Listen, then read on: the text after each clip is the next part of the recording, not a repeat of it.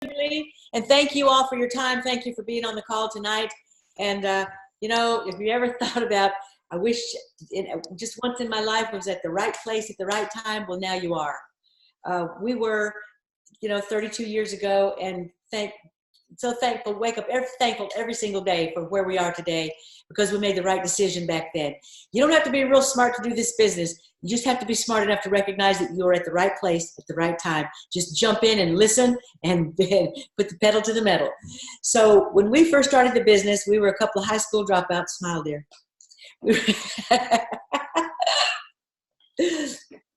We were a couple of high school dropouts, kind of the hippies, raising 5 kids and living paycheck to paycheck and worried about our future. We had dropped out of high school and married young and had 5 kids in less than 7 years. Like 6.5 years, we had our 5th child, and there was no birth control in 1968. And anyways, Bob was doing carpentry work and to keep the wolf away from the door, and I was raising the boys. And I stayed home with the big boys until the youngest one went to school.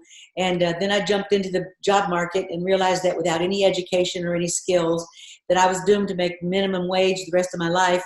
And I did not want to accept that. So I sold real estate. I groomed dogs. I taught aerobics. I washed windows. I did yard work and maid work. I went to work with him on a construction job for a couple of years. I did a couple of other sales jobs. Some things I probably have done that I forgot, that I wanted to forget. But anyways, just trying to find some way to supplement his income without punching a time clock and being on somebody, you know, trading time for dollars. And in the middle of this, a friend of mine I was just about ready to throw in the towel and just go get a job somewhere and you know, and do that. And it was an awful thought, but it was kind of what I was thought I was doomed to do. So a friend of mine called me one day and told me that he just started something new. He was really excited about it, and he wanted my opinion on it. Well, I was flattered by that, because nobody had wanted my opinion on anything in a real long time. You know, there are people who say they were too cool, they had other things to do, they were too cool to do this business. But when you shave, you know, poodles' behinds for a living, you're not too cool for very much. So I was very flattered by him wanting my opinion on something. So when Bob came home from work that day, I said, you know, Bob, my friend Dave is going to come over, get my opinion on his new business. And he was long beard, long haired, hippie construction worker. And he said, who are you kidding? That sucker's a salesman. He's going to try to sell us something and we're not buying anything he's got. So that's kind of how we started the business, that kind of attitude. But my friend introduced us to the product, and on his way out the door, he said, you know what? It's a great product, and because it's such a good product, it's producing an amazing business. And he said, I would like to run the business opportunity by you sometime. And I said, you know, I have these 5 kids. My life was in turmoil that I didn't even want to tell him about. We were in desperation. But you don't show that sometimes. And anyways, I said no to him, no thank you, no thank you. And finally one day I picked up the phone, and he was on the phone, and he had his upline and his partner in the business on the line with him. Of course, there was no 3-way or any of this. They were passing the phone back and forth to one another to talk to me. And anyways, they convinced me that my negative attitude could possibly jeopardize the financial future of my children if I didn't just come and take a look. They said, we asked you to look at the product. We didn't cram it down your throat or you know, try to convince you to buy it. We just said, here it is. If you like it, great. If you don't, that's okay too. But they said, all we wanted you to do is take a look at it. All we want you to do is take a look at the business. So I told them that I would come and take a look at the business if they promised that when I said no, they would stop calling me. So I kind of went just to be polite. But after I got there, I realized that, I mean, what I saw them put on the board and explain to me was some numbers that really got my attention. At that time, the company was 17 years old. They were in a different product line, but it was, I saw what today we call 12 Club. We didn't call it 12 Club at the time, things changed, but what I saw was 12 Club, where I would qualify my own business, teach 3 to qualify theirs, help them get 3 apiece, and I'd have 12 on my team, everybody qualifying their business, and I would make $2,000 to $3,000 a month from home, being my own boss, and it would only cost me $50 a year for the franchise to own the rights to do that business. So I got all excited about it. But hello, welcome. So anyways, When I left to go to that meeting that in the morning, Bob said, "Don't take the checkbook just in case they try to talk you into something. They've even though there's no money in the checkbook, don't take it anyway." So I got so excited about what I saw in the afternoon. They were going to have another meeting that night. I said, I got to go home and get Bob because I really think this is the one. I could see that it was a legitimate 5x5 matrix. I'd only done one other network marketing thing, and that was Herbalife, and I did it for a few years, but I didn't really understand the marketing plan. All I knew is that Bob was saying it was bogus. So when I saw this, it was a legitimate 5. You get 5, I get 5, I get 5, and the way it was paid, I said, this really looks legitimate to me, but I need Bob to okay it. And because I had done so many things, he put money into me, bought me the boom box and the leotards and sent me to dog grooming school, sent me to real estate school, everything I ever did, he put money in and I never made any money back. He was kind of looking for a payback or me to just get a job. But anyways, I went home and I drug him back to that nighttime presentation. I said, just come and take a look.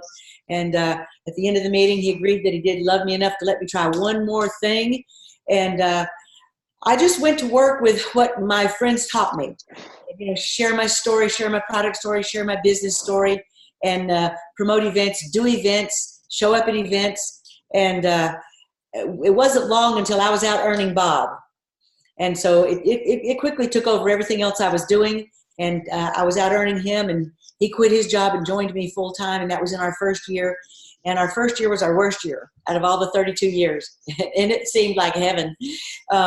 So at the end of our first year, we were able to leave a rented house in South Florida in a bad neighborhood, driving a couple of old jalopy vehicles, and move back up here to Georgia, where we are now, a little tiny town called Summerville, Georgia. We had bought 60 acres and put a trailer on it, paid for it, borrowed on it, built a house, overextended, had to sell it. It was like we were at the top of the mountain, lost our house. So we were living in Florida in desperation in a rented house and just looking for the answer, to what is our answer to financial freedom. And so when we bought that little tiny house back that first year, I didn't think anything better could happen in the world. But as I'm telling you, the first year was the worst year. And we have now, after 32 years, built a business in 24 countries around the world. Our kids are grown. We have 15 grandkids, 9 great-grandkids, and 1 due on the 22nd. So we'll have 10 great-grandkids. We've earned millions of dollars. And I was born in Itawamba County, Mississippi, in 1950, at home in a house with no plumbing and no electricity. And I had never really been out of the South. I'd never traveled anywhere. So when this company first started going international, which was into Canada, which sounds silly today, but we were there where they spoke a different language and we had to get on an airplane to get there and all that.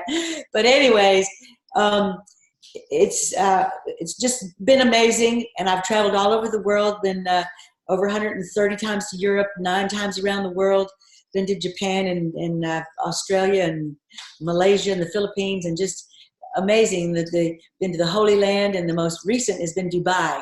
So anyways, it's been an amazing business, an amazing life, and we really just followed the basics. Someone told us what to do and how to do it, and we just did it, and it's amazing how it turned out. And I think that because Bob is such a financial expert from all his building experience, that he understands the numbers and he understood the structure. And he taught my team structure from the very beginning, from a flip chart in our living room to right now today, to looking at it on the computer all over the world. It's been an amazing journey. And I want to thank you all for being here. And I'm going to turn it over to Bob now. And he's going to tell you what he saw when I brought him back to that meeting and what we have accomplished since then. And our greatest pleasure is to pay it forward and share with you what we've learned. I saw the performance bonus, even being the smallest percentage to 5%, was the biggest income over time. And I asked my friend Dave, I said, how do you qualify for, back then you had to do 5,000 a month, now it's only 1. But he said, if you have 5 legs in bonus, you're self-qualified. I said, they'll pay me if I'm doing nothing? I said, show that to me in writing. Our second month, we had 5 legs in bonus. We made sales coordinator. The third month, we made Q. The fourth month, we made NMD. All right. But not only were we building the structure, we were teaching our team, not just our first generation or second generation or third generation. When we went to that first conference, we had 3 NMDs on our team. Not only were we NMDs, we had 3 NMDs. But I try to tell people, teach the business and share the business as much as the product. There's many people want to be healthy as want to be rich. Okay. So I said, again, what are the income producing activities? Sharing the product, sharing the business, promoting events. I said, which one creates the most income? Promoting events. I didn't understand this at first, but when people come to events, they see a bigger picture, the company, the product, and they see other people that they relate to, so they have more confidence in themselves. And the biggest events are the conference. 58 days from tonight, we have the conference, October 17th through 19th in Austin, Texas. I'd be asking people right now, who do you know in Austin? Why? We're having a big meeting there. And then even if they don't know people, they might be interested in coming themselves. But again, promoting events is the #1 income producing activities. And taking what would you do for the next 3 to 5 years to change your financial future forever? And there's a formula for how many club numbers you need to qualify for a certain income. Let's say you wanted to make $10,000 a month, whatever the number is. You subtract 500, divide the answer by 150, and that gives you the club number needed to earn that income. So that way people know straight away. And again, there are going to be some great new announcements made at this conference, new positions added to the company, new structure added to the company, and a great growth in income for those that see it and go to work and lead by example. So I want to thank you for your time. We have seen a lot of changes over the years, over the 32 years that we've been in the business. Changes of product, changes of marketing plan, changes of names in the stair steps, changes in percentages. But the bottom line is, in the 50-year history of this business, there have never been as many changes as they're going to do at one time at this conference. And so you're the best changes. We're so excited about it that they got all the founders together, those of us who've won a Founders Award and been here for a few years. And we all want what's best for us. Jay Martin has always, any change that he ever put into the marketing plan has always been for the betterment of us. He looks out for us. And I'm just so excited about this, that if there's any way you can hitch a ride to Austin, get yourself there, because you're going to want to hear it from the horse's mouth. And we know some things that we're not supposed to tell you, but there are going to be some great things. The changes in the stair steps. Adding in Europe, they've had three positions above national marketing director for many years. So we're now going to adopt those, and they're going to put. I know that this is in stone. The position qualifying senior sales coordinator. So above senior sales coordinator, before you go to sales coordinator, then qualifying senior sales coordinator, then senior sales coordinator. So that's going to be another step. She's got another step. Do they need to go?